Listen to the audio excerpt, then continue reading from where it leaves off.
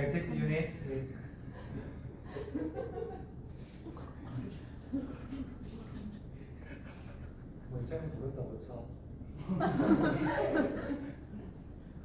Okay, this compound LD50, if there is this amount, then we should calculate that based on our weight. Okay, that's proportional to the weight. So multiply by 60. LD50 means if you take that amount, then half of what's the time. That's LD50. Lethal dose 50.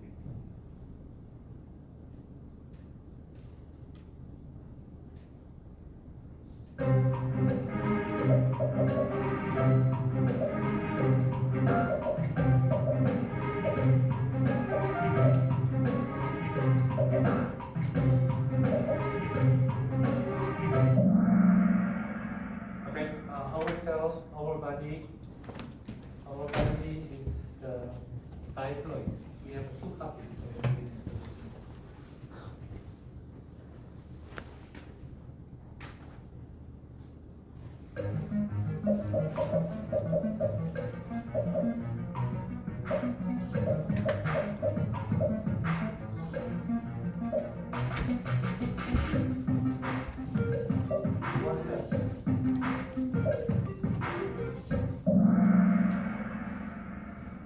One cell has a diploid.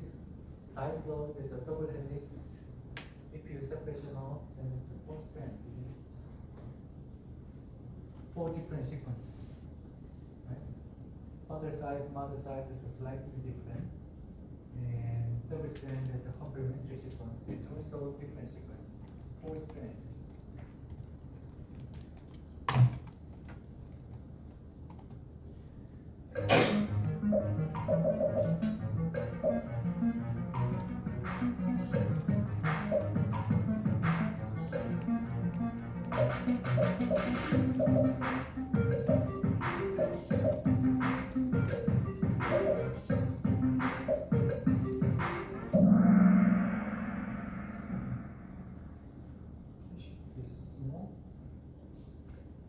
Complementary sequence, if you have only one strand, if you multiply that sequence by PCR, you can reconstruct the other complementary sequence, right?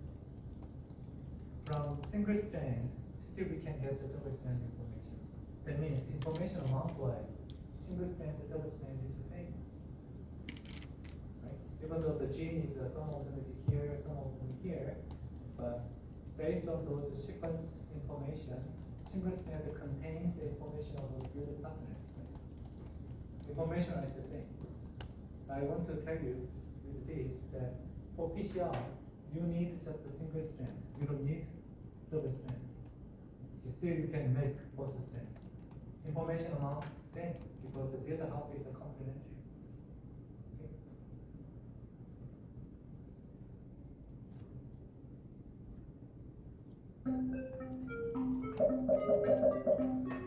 Not information, physical distance.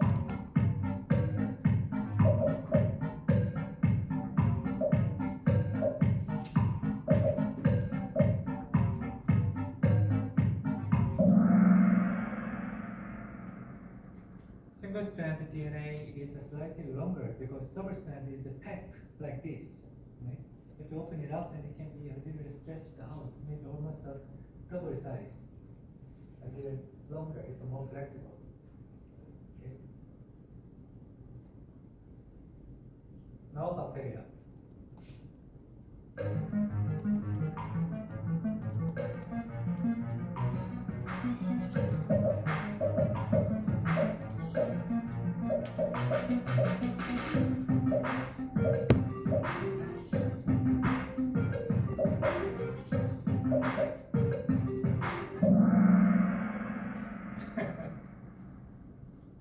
Okay. First of all, bacteria is 2N or 1N? Bacteria is a father and mother. Bacteria does not have sex. Right? Bacteria has making its own copy, and for making the diversity is only through the point mutation. And most of the bacteria they live in 1N state. Okay? and whether they are single strand or double strand. DNAs are more stable in double strand. Okay? They are not single strand. And they need a complementary sequence to make another copy of a genome. So it's each strand is the template to make the other copy. So they exist as one end. They don't have the father and mother, but DNA structure is double strand. Even though they are not in the nucleus. The double strand is the most stable form. Okay, that's the viral genome. Sorry, bacterial genome. Okay.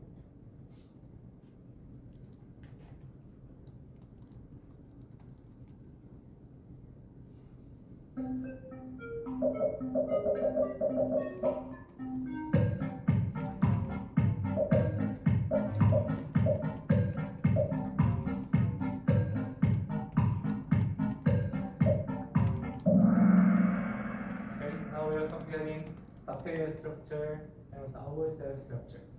Okay. So, cell membrane, plasma membrane, both of us have.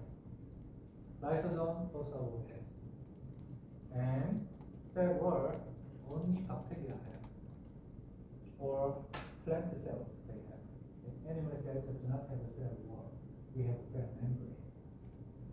And nuclear membrane, we have. Bacteria do not have. But DNA they have. DNA is a double strand.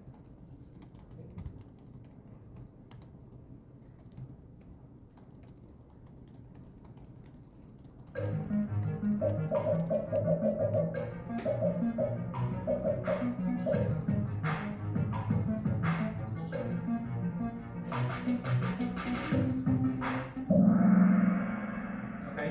Cell membrane is composed of a lipid bilayer, phospholipid.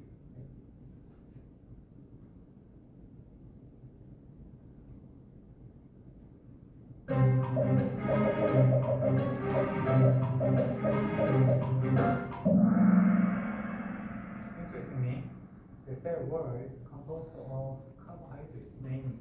It's a major component. It has some fraction of peptide there too, but main composition is a carbohydrate cell wall. And even the outer shell of the crab, chitosan, it's also carbohydrate. It's a very rigid structure, but main component of that is also carbohydrate.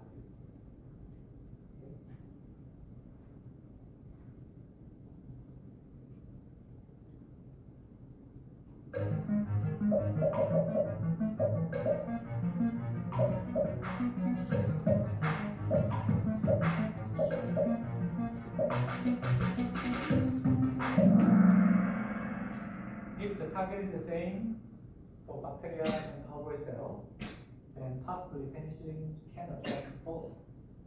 Then maybe the penicillin has a toxicity to our cell too. So if you wanted to get the selectivity only to bacteria, not to our body, then it may be better to attack something unique in bacteria. So at least we have cell membrane together, we have a DNA together, double strand, we have an RNA together, the cell wall we don't have. So if the drug is selectively attack cell wall, maybe we can imagine or we can presume that maybe the compound may only kill bacteria, not our cells.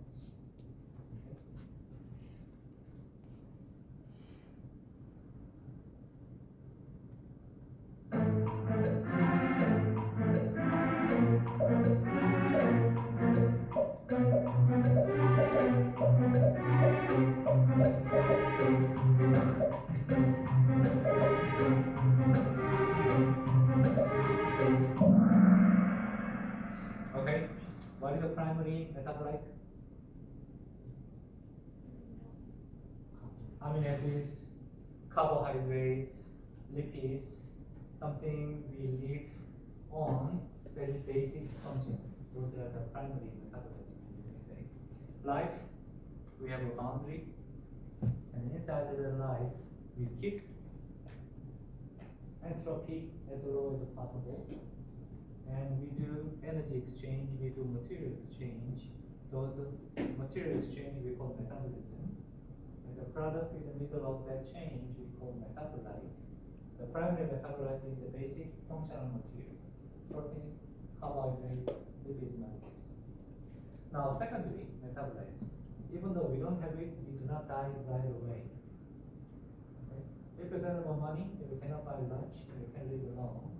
But if you don't have a gun, then still if you have money, you can buy food. Right? But once we have some enemy, then we can use that gun.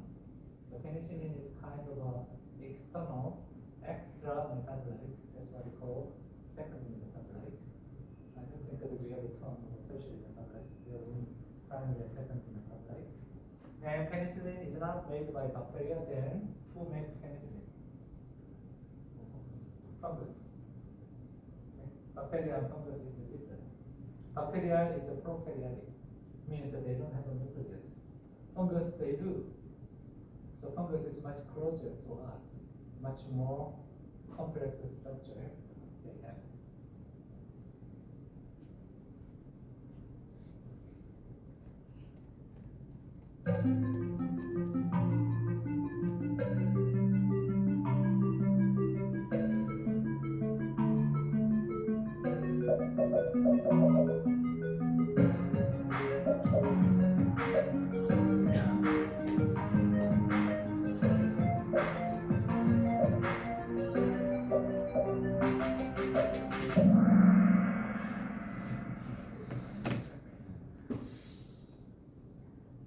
Penicillin is more effective to gram-positive bacteria. Okay, this is the opposite. Gram-positive bacteria is the target, main target of penicillin. And what's wrong with this? Not gamma-lactam, it's a beta-lactam structure. Okay. And what is wrong with this? It's only for bacteria. It doesn't kill virus. And what's this? Penicillin is evolved. Penicillin can go for evolution process. Is it? Okay, when you said the evolution, gene can evolve, right? We are kind of a complex of a genes product. And if we survive, then we carry genes. Penicillin, secondary metabolite.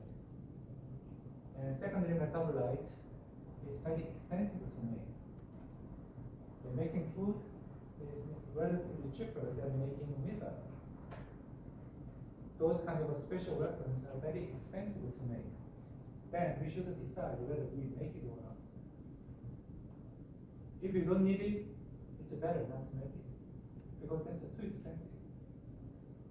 That means this natural product or secondary metabolites, they have their own purpose to defend or to attack. If they don't need that kind of a situation, it's better not to make it, because that's too expensive. That's why all the natural products we found in the nature, they have their own reason why they make it. If they don't need it, it's a so peaceful environment, then they don't need to make it. It's better to spend more energies to make more bodies and more babies. Okay? In that sense, natural product is the product of evolution. Always, if there is an enemy, then we make a natural product. We don't make. Bacteria, fungus, they make. What do we have? We don't make a natural product. What do we make? We make antibodies by combinatorial science. That's our weapons. Their weapons are specifically attack on one target. We make a Lego blocks and we assemble them and then make millions of different combinations to recognize and neutralize them. It's a different strategy. Okay. Okay. Last question.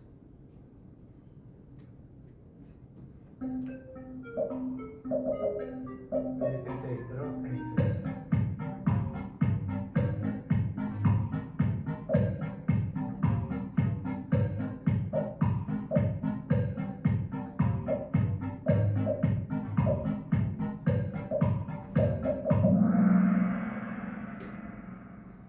Okay, let's check one by one. Cell wall structure, we will see very soon.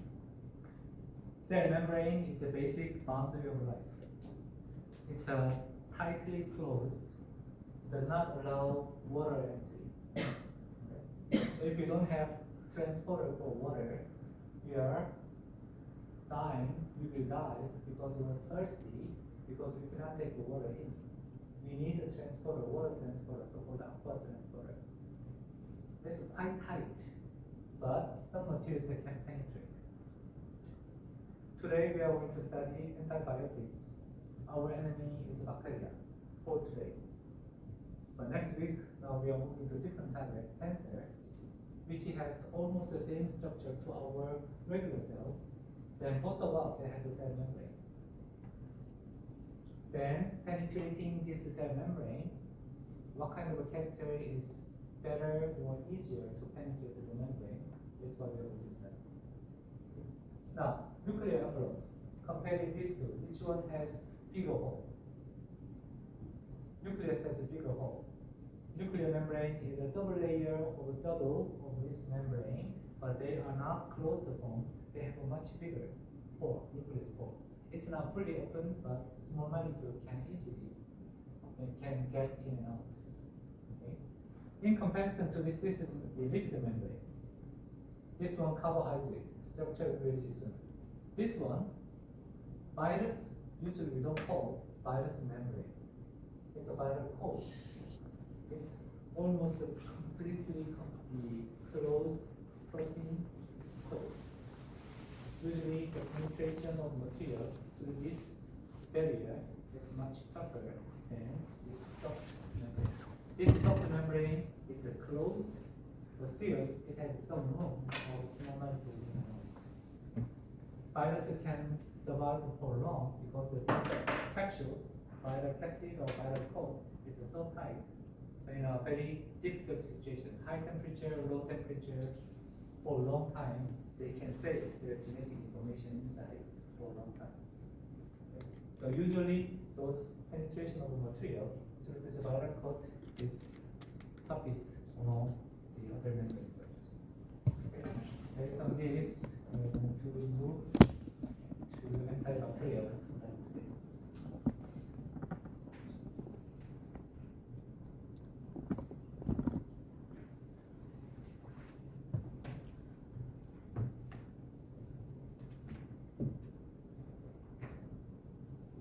Okay, title of today's lecture is antibiotic. Antibiotic. So our body, what is the basic unit of our body? We call cell. What is the size of our cell? 50? 15? Okay, about 10 micrometer. 15 is in the range. 10 to 20, but let's say 10 micrometer size of the cell we have. How many cells do we have in adult structure? 20 trillion. Okay, 1 trillion is 1 years old. 20 trillion. Where did we get the number? Which one is longest cell in our body? Maybe neuron. This axon, maybe from here to here, maybe almost 1 meter long. 18, but 28 long. For majority of the cell is like this size. So for a long time we have believed we have about 10 trillion cells in our body. But not only our body, we have also cancer cells in our body. Along with different kinds of smaller bacteria like the cells. And for a long time we believed their number is hundreds of trillion. 100 times, then 10 times more cells than our own cell. If it is, then are we human or are we complex of bacteria? We are 10% human and 90% bacteria. Not only about the bacteria, we also have another funny genetic material, so-called virus. Some of them is encapsulated in this virus coat, or some of them has funny structure like this, and some of them is open the genetic information like the DNA, RNA. And some of them are actually digging inside our genome. Maybe 20-30% of our genome is composed of viral gene. That's it. Anyway, this belief that we have 10 times more bacteria than our own cell, then how about the weight? If our weight is 60 kilograms, then what is the weight of bacteria? What is, second? 5 kilograms. Is that true? 5 kilograms. Let's calculate together. Our cell size is 10 micrometer, and bacteria size 1 micrometer. Then approximately we can say the weight difference is 10 times. Weight difference can be 10 times, 1,000 times, right? One-dimensional distance is 10-fold, and three-dimensional volume is 1,000 times. And number-wise, bacteria is 10 times higher than us. Then bacteria weight. If our body is 60 kilograms, 600 grams. 600 grams. So it's a little too much for that 6 kilograms, but 600 grams almost 1 kilogram. Can you imagine? We have a 1 kilogram of bacteria in our body. A little too much, right? Maybe in the intestinal tract, there may be some bacteria live there. So we have without clear evidence that for a long time we use this as a common knowledge number. But 20-30 years ago, the other scientists carefully counted again whether this number is really correct or not. Really, we have 10 times higher the bacteria than ourselves. And they counted that seems like our red blood cell is a little smaller and more tight. In 1 milliliter of blood, we have 1 billion, not million, 1 billion cells in 1 milliliter. It's a lot of red blood cells. So surprisingly high number of red blood cells, occupying 70% of all our cells. So with this help, now we count our cell is approximately 13 trillion. So 3 times the larger than before. And then they measured carefully again those bacterial count, and they counted about 35 trillion of bacteria, so it's 1/3. So now we have almost a 1-to-1 ratio of our cell and bacteria cells.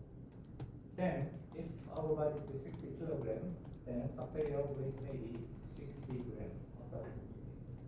Maybe we can imagine maybe some of them inside here, or maybe on the skin or inside here. So that's kind of a approximate number we use. So that means in our body we have our own genetic information. All together, our genes information, what do we call? We call genome. That's collection of all the genetic information. Okay. Now, these bacteria, even though their number is almost similar to our cell, now bacterial genome versus our genome, which one is more the higher information they have? Bacterial genome size may be 1% of our genome size. Our genome size is 3 billion.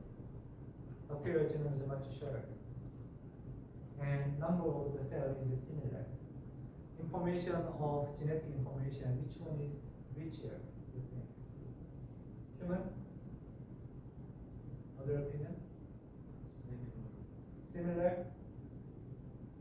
Not larger? Bacterial genome is much larger because most of our cells have the same information. Right? We have many different kinds of bacteria. If you combine it together, those information, so-called microbiome, those genetic information all together may be 100 times of our own genetic information. A lot of information are here.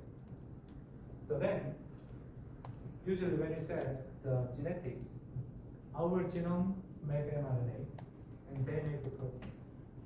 So we have those proteins in our body, and they do those regular functions in our body.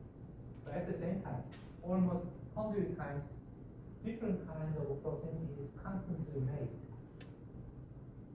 Not only 10 times, maybe 100 times. Then those proteins, they may have their own function too. And in many cases, we think maybe brain control our body. But in many cases, majority of those 90% of bacteria, they live here. And they make many different kinds of proteins with really high amount. And they can penetrate here and there. They can go into the bloodstream, and then they go to the brain, and even they can control the brain. So these days they say maybe this gut is a second brain to us, because they generate a lot of funny, unknown materials there. So this is kind of a big topic these days, microbiome study. What kind of genetic information is there, and what kind of a product we can make, what is the function of it. You may already have studied a little about the penicillin discovery. And penicillin was discovered from fungus. After that, they tried to find bacterial fungus in all over the world, and they collected those joy samples to find out those genetic materials, secondary metabolites of bacteria and different kind of the viruses. And these days, if you collect those information from this, still is a lot of genetic information there, a lot of natural products you find. Yeah. So we cannot handle all of those the bacteria, but generally speaking, let's say there is some long shape, and we call them bacillus, a little longer one. And if it's globular shape, we call coccus. If they connected together like grape, then staphylococcus. If it's a linear of those the granules, streptococcus. Strep means the strip. Streptococcus, staphylococcus, and bacillus. It's a general name for that shape. Okay. Those are in general called bacteria. And today, these days, we have some words, the probiotic. What is a probiotic? Chaishen, what is a probiotic?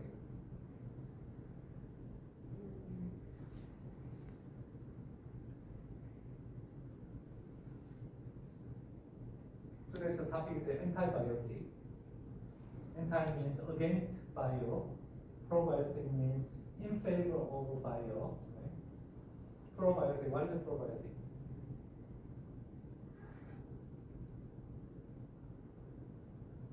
Don't know. What is a probiotic?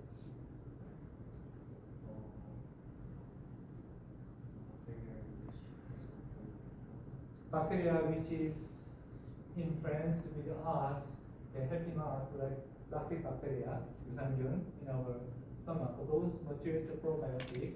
But when we take those probiotic powder, actually it's not bacteria itself. It's a food for those friendly bacteria. That's a probiotic. Okay. Antibiotic, we wanted to kill those biotic. And let's think, this antibiotic is a bio. Who is that bio? Bacteria, our enemy bacteria. Right? So antibacterial means we wanted to attack this bio. Who is this bio? Probiotics bio. Who is this bio? Is it helpful bacteria? You think? Then who is a probio?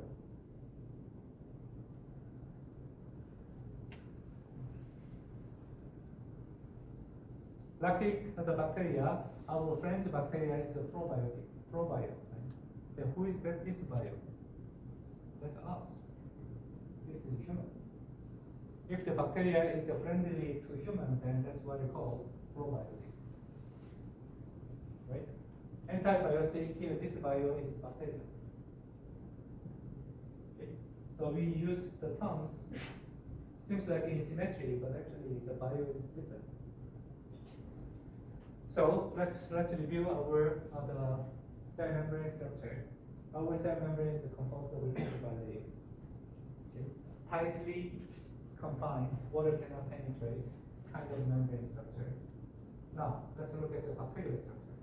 If this is our enemy, if possible, we don't want to touch the same target.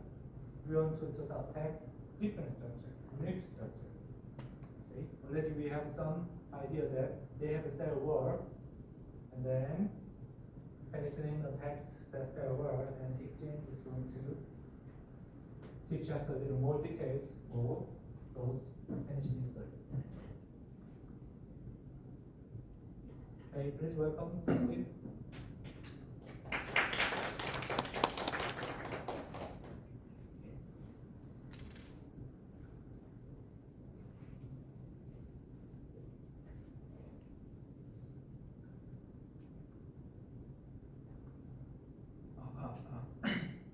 Hello, my name is Jin, and today I'm going to talk about history of antibiotics and penicillin.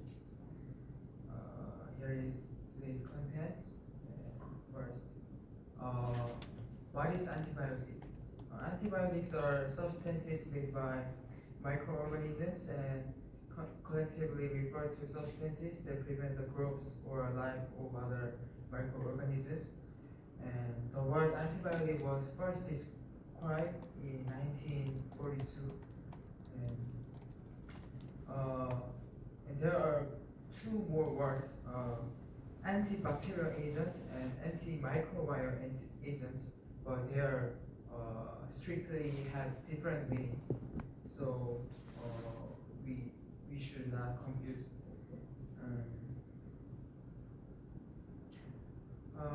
Okay, let's talk about history of antibiotics. When did human first use antibiotics? Maybe it was ancient era, and maybe Asian people collect or get antibiotics from nature. There are tree bark or Ipecacuana roots or fungi. So Asian people get natural antibiotics from those, and they use this for a very long time. And from 19th century, scientists discovered that bacteria are the cause of infectious disease, and they began to research for substances that kill bacteria. And in early 20s, the modern medicine has began to research, and German Paul Ehrlich developed disinfectant that only eliminated disease-causing pathogens without harming the host. And in mid-20s, scientists found and classified new substances from runny nose, blue mold, ties, and they developed them as new drugs. In late 20s, artificially synthesized drugs are developed, and there are, for example, pinolin antibiotics are one example. And today's scientists are focused on developing antibiotics to combat resistant bacteria. So one fact we should know is if human developed antibiotics, also bacteria develop their own self to get resistance of their of some antibiotics. So let's talk about discovery of penicillin. Penicillin was first found by Alexander Fleming, and he is a microbiologist. He was microbiologist, and in 1920s, he realized that lysozyme suppresses general bacteria in the nose, but does not function on pathogens, and began looking for an antibacterial substance that kills only specific bacteria. In 1928, he discovered that blue mold produces an antibacterial substance like lysozyme, but it was not received by word in that time. Afterward, Howard Florey and biochemist Ernest Chain continue Fleming's research, and they tried to find new techniques for isolating and purifying penicillin. And in 1940, they finally conducted clinical trials on animals. The research was very successful, and penicillin has been begun to be used more widely at the time.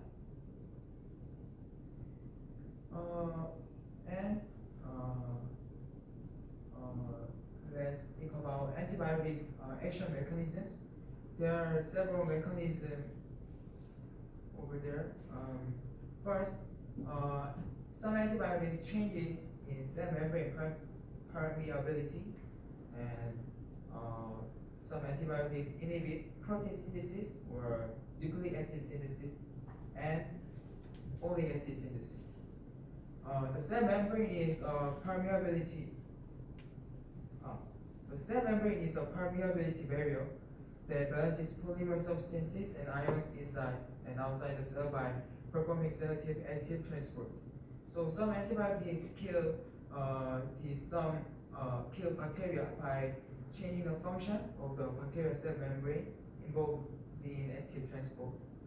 And some antibiotics attack the ribosome to suppress protein synthesis, and some antibiotics attack DNA or RNA to inhibit DNA replication or transcription. And folic acid is a material that which is used in nucleic acid synthesizing. So some antibiotics attack to inhibit folic acid synthesis to inhibit nucleic acid synthesis. So this is antibiotics action mechanisms. And let's think about penicillin's action mechanism. Maybe we already saw in today's speech, penicillin targets to bacterial cell wall. Cell wall. And before we talk about it, let's review about gram-negative bacteria and gram-positive bacteria. Gram-negative bacteria is, look at this picture, and gram-negative bacteria is red color after gram dying, and gram-positive is bacteria that has violet color after gram dying. So why their color is different? Because it is difference of their cell wall structure. Gram-positive bacteria has thick polypeptidoglycan layer. This thick peptidoglycan layer prevents bacteria from decolorization by ethanol, and gram-negative bacteria has thin and less peptidoglycan layer, so it is more easy to decolorization by ethanol in gram-negative bacteria. So gram-negative bacteria is tied to another color, maybe maybe for example champagne. So these two bacteria has been different color after time. And penicillin. So how does penicillin works in bacterial cell? Penicillin has a beta-lactam ring structure. So this ring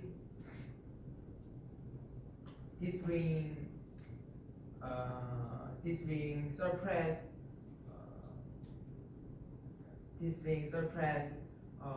cell wall structure synthesizing in bacterial cell wall. So there are some protein called transpeptidase, which is used to synthesizing cell wall in bacteria. So penicillin is penicillin combined with this transpeptidase to suppress synthesizing cell wall structure. But soon after, some bacteria is appeared which has penicillin degrading enzymes, and this enzyme hydrolyzes the beta-lactam ring and loses its antibacterial activity. So penicillin loses its function. And in 1960, methicillin, penicillin that is not hydrolyzed by penicillin degrading enzyme was developed, and making it possible to treat staphylococcal infections that produce penicillin degrading enzyme. So this penicillin is very useful to treat gram-positive bacteria. But what about gram-negative bacteria? Gram-negative, the basic penicillin cannot penetrate the outer membrane of gram-negative rods, and it can't bind to transpeptidase or penicillin binding protein to suppress synthesizing cell wall structure. So in 1961, scientists developed ampicillin, which can penetrate the outer membrane of some gram-negative rods and binds to PBB. So it has antibacterial properties against some gram-negative rods. This is end of my presentation. Thank you for listening. Okay, thank you, Steve. Okay, that's quite good summary. Here's one mistake on this page. Can you figure out? There was one mistake on this page. Fleming got the Nobel Prize in 1945. Nobel Prize is given only to live person, not dead person. And can you guess which one is the mistake? He died on 1955. He got the Nobel Prize in 1945. I checked quickly, and he died 55. Okay, to get the Nobel Prize, you should live alone. Okay, so based on this, if you continue, okay, as we heard the James other presentation, so at the moment, early 20th centuries, the bacterial infection was quite severe, especially in battlefield. If you have any small wound in a dirty area, then it's almost unavoidable to get the infection by the bacteria. If you don't have the good treatment, then it's very difficult to survive. So at the moment of World War I, it seems like more than 90% of the casualty coming from the infection, not by the enemy's bullet or the bomb. More than 90%. So that's why this was a very severe problem to develop the good antibacterial or antibiotic. So usually the way you grow those bacteria, you scratch out on the agar plate, then they grow. And to test whether any compound has an effect for antibacterial or not, let's just do this. Then you grow those bacteria first, and you drop those drugs. And then check whether this is all filled with bacteria, and then if that empty space is bigger, that means the compound is more effective. It kills out. Okay? So that's why you put those drugs. If the circle is big, okay, this is strongest antibiotic material. Okay? In reality, the picture is like this. So you grow those bacteria everywhere, and you drop the compound, they spread out and kill the bacteria. Okay? This kind of a test has been used. And then if you take the bacteria in the body, usually our skin is a very good defense line, but here there's no skin, you can go directly to the lung or internal organs. If they penetrate, then we can get bacterial infections. Now we heard the story about the penicillin discovery, right? Blue fungus kind of a story. Blue fungus was growing like that, and the story says that Fleming came back from some vacation or some trip, and he found that this is the penicillium, the fungus, and he found some clear area around here. This is bacteria. By looking at this, you need to catch, oh, maybe this fungus generated some active material against the bacteria. Can you do it? So usually if you look at this, oops, this is contaminated. Don't do it easily, right? So time to time, to get the good discovery and not to lose the chance, you need to look at carefully. Interestingly, the fungus infection is not rare. It's always happening, especially if you have a pizza in the laboratory, then you can contaminate everything with the fungus, yeast cells. Yeah, that's why it's not allowed to bring the pizza up to here, maybe okay, but not to the cell culture room. Then you can kill all the cell cultures. Then this infection is common, but this phenomena, it is killing the bacteria. This kind of a sense. This is kind of the original the picture. So this is one representative structure of penicillin. And penicillin we call beta-lactam because we count those alpha beta from this carbonyl. This is alpha position, this is beta position. Beta position, cyclic amide, we call lactam. This is beta position amino, this is beta-lactam. If it's one more ring, alpha, beta, gamma, this is a gamma-lactam. Delta-lactam. Even we can make alpha-lactam if it is three-membered ring. Already this is quite unstable structure, four-membered ring. That's why it's easy to break it here. So we'll see that soon.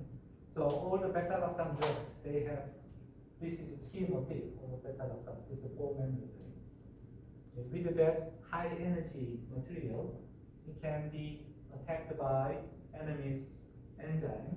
It can kill the enzyme function. Okay? Now, this book has been published some time ago, very well written about the hidden story of penicillin discovery. Fortunately, this is translated into Korean. It's very well translated. I know that because I translated. During my army service, I had a 1.5 year time. That's what my professor, I made it very boring, the board during my army service. And he recommended 3 books. Okay, if you have time, then translate them. I couldn't finish one, but I had to. 자존심이지. So I finished one book, so I published the one book after I finished my army service. If you have a chance, you can look up. So bacterial cell wall is the target, we said. And if you look at that structure, as Ikjin explained, membrane is inside. This is a similar membrane we have. Now, this is peptidoglycan cell wall. Cell wall provides very rigid structure. That's why it can sustain the osmotic pressure or any physical attack from outside. And do you think that cell wall looks like this kind of a fully covered structure? It's not. It's more like it's armor. It's like this kind of armor. It's made of carbohydrate, and then one side is carbohydrate is connected by peptide. It provides physical strength, but that does not provide fully covered surface. It has a lot of holes. That means through the hole, water and other material easily can penetrate. Okay? So that is the picture of the cell wall. So that's why when we say boundary of light, that should be membrane. That blocks the water entry. But this one is outside of that cell membrane. It's a protecting, but it's not fully covered like this. Okay? So that's the structure of carbohydrate structure. And then penicillin is the function. When they had this carbohydrate structure formed, and then peptide is the linkage made, and then they need to connect to make this close linkage.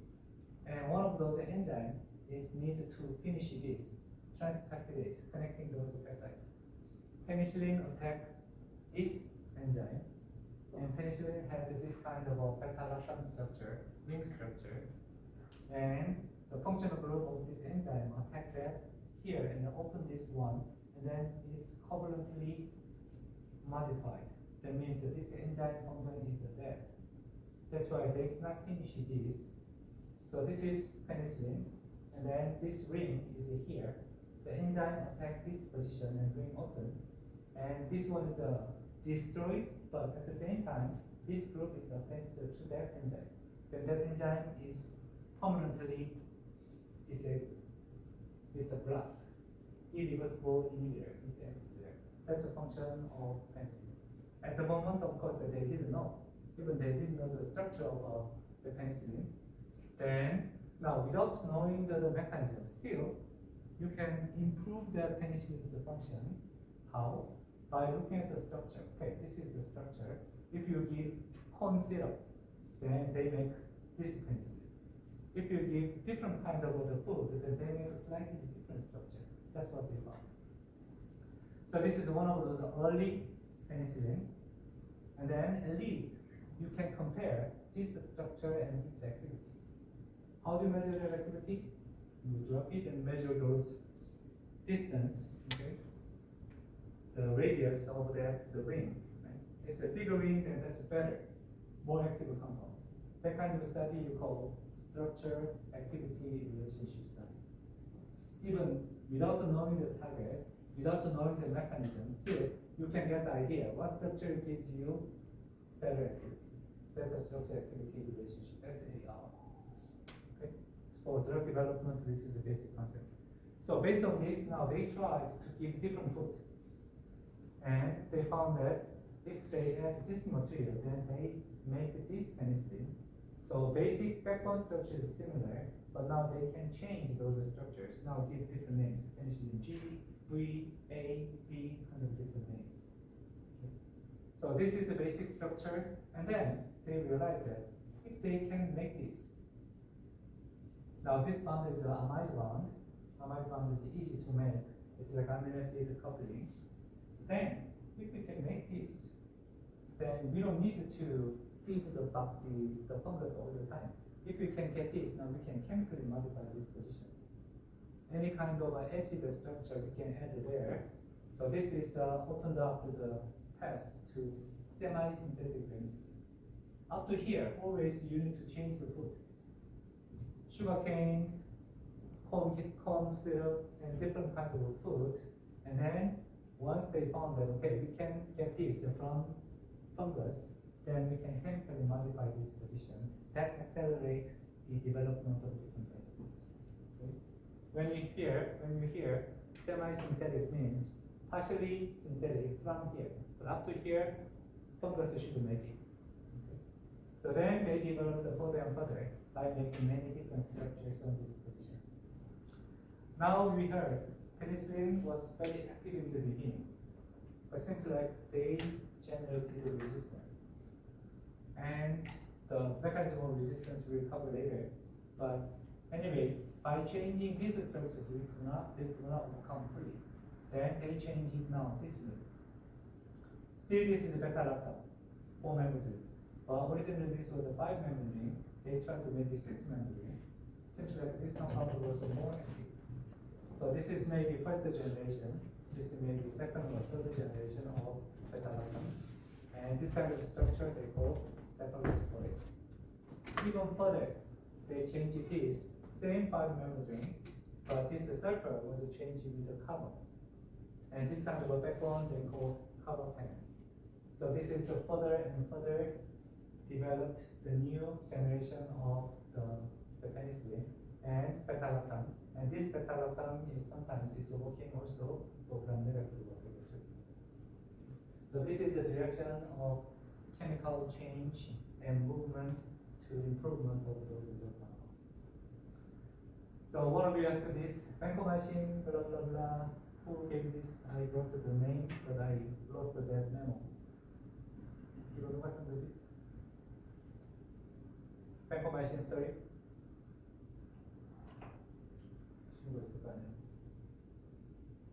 Okay, vancomycin is also targeting cell wall, but that's not directly attacking that enzyme. That's slightly different way than modify. And this example is a macrolide. It blocks the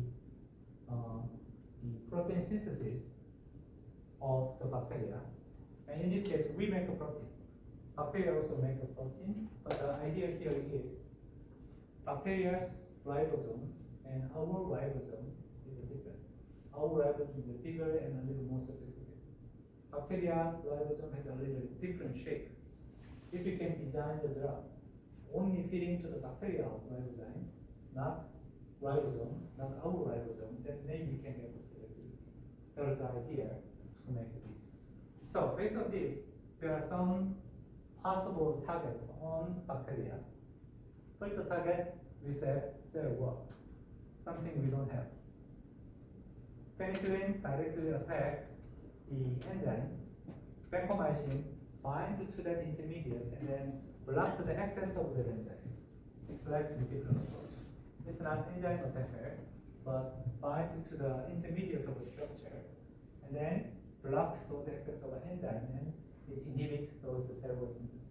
So both of them are cell wall target. And as I said, it can be, if you can figure out DNA, RNA polymerase difference between our polymerase and bacterial polymerase, then maybe possibly block the selectively DNA, RNA, or protein synthesis. This is the case of ribosome difference you can utilize. Or folate synthesis, Ichino already mentioned, but this one, for us, this is a vitamin, dioxin. That means we don't make it in our body. We take it from the food. So even though we don't make it, we are okay. We can buy it. Anyway, we didn't make it. So bacteria, they don't eat it. They synthesize it by themselves. If we block the folate synthesis, then we are okay. But bacteria is a problem. Because they don't have the way to transport folate from outside. So this kind of a strategy means if you have our enemy, we need to figure out which position or which mechanism is different from our mechanism. Then we have a chance to design selective drug for the enemy, not attacking us.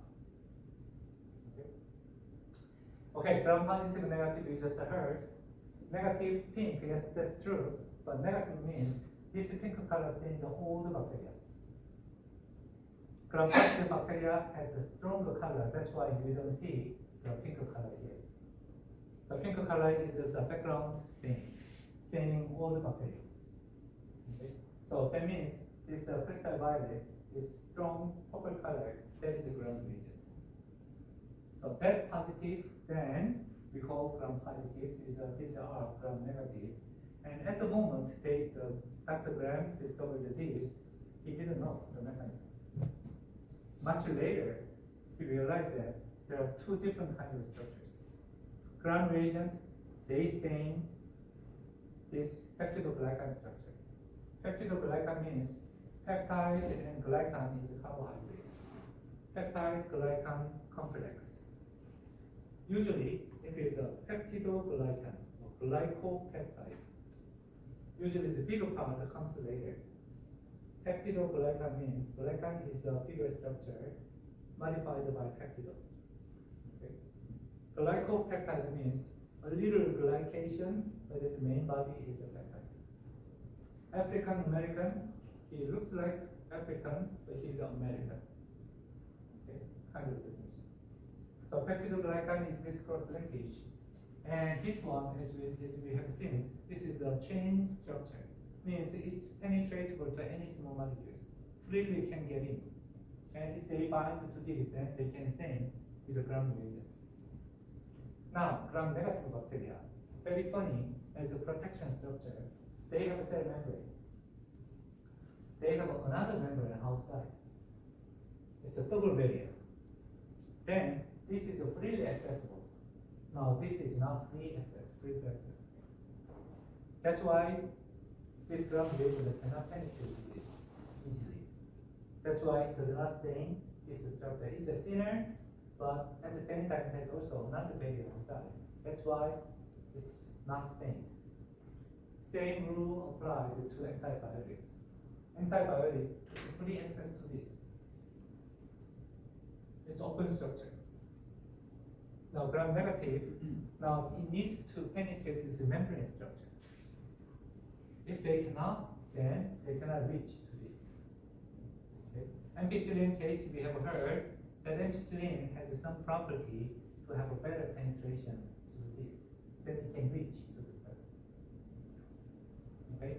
That kind of a property we will study for next week. Okay? For this week, I just briefly introduce natural product, metabolite, antibiotic in a sense as easy target. Not always easy. We had a really hard time against COVID. But bacteria, most of those bacteria, we feel it was relatively straightforward because their structure, our structure is different. Okay? Next week we are moving to cancer, originated from our own body, and how to handle those and how to penetrate this membrane will be the main target. So antibiotic resistance. All the bacteria to survive, they developed different strategies. One easy strategy is to break the drug. Beta-lactam is anyway, it's an unstable structure. If they develop any enzyme to clear this, if it's ring open, then that's useless. Okay? That kind of an enzyme development is one way. Or vancomycin is blocking some part and then it blocks that area from the excess of the enzyme. Then sometimes they change their body structure, target modification. That's another way. Or pump out any drug material, they get it and pump out. Or don't let them come in, block those transfer. Different strategies they develop. Multiple mechanisms. So in this case, beta-lactamase, the enzyme, those penicillin resistant the bacteria, they develop these enzymes. Then, even though the penicillin get into the bacteria, is destroyed by this enzyme, ring open. Another case, VRE, vancomycin, what is the case? In this case, vancomycin resistance, they change their structure here, binding site, then it's a kind of target alterations. Originally it was a D-alpha structure on the peptide. They changed the that sequence, and vancomycin cannot bind there anymore. Kind of changes. All different ways that they try to survive. How about this? Okay, this is a different study. Now, antibiotic versus antiviral. In the beginning, the discovery of penicillin, they gave the name as antibiotic, but this bio can be quite confusing, or it can cover everything. Any live stuff can be bio. Including us, as in probiotic, or antibio, antibacterial, antiviral, antifungus, anti-malaria. It's all different kind of meaning is possible. That's why this case is more specifically we say anti-virus attack, antiviral. Fungus made this antibiotic to kill the bacteria. The bacteria make it their own antibiotic against fungus. Then it should be antifungal. We have also the fungus in our body, right? Here and also here, muson and bidum, they are the fungus infection. Antifungal, antiviral, especially very notorious one, we will call sometimes anti-malarial, this anti-malarial drug, right? Kind of different specific names you give. Now, anti-cancer, which we are going to study next week, this has a different name. So far, antibacterial and antibiotic, so far by convention, we assume this is the same meaning. In principle, antibio means everything here, but by our convention, by habit, if you hear antibiotic, that means it's only meaning antibacterial. Okay. Now, again, the viral structure they have this kind of tight the protein coat. Sometimes outside of this coat they have a membrane too. COVID virus seems like they have a membrane outside, but inside they have this kind of protein coat. But basic structure is that they have the protein coat to protect the genetic information. Okay, so we don't have enough time to cover antiviral. It can be another 1 hour of the topic, but just to get the brief idea, if our target is simple enough or the different enough, okay, antibiotic can mean quite a different structure, which has no nucleus membrane and cell wall, kind of exotic enemies is one class. Okay. Now next week we are going to move into the anti-cancer 3 weeks. This is what they call first generation, second generation, and third generation. Okay. So next week, the Damin is going to prepare for classical anti-cancer drugs, so-called chemotherapy. Okay. That direction we move into. And you are going to study about the penetration property of a small molecule through the membrane into the body. Okay. Any question for today's lecture about antibiotic?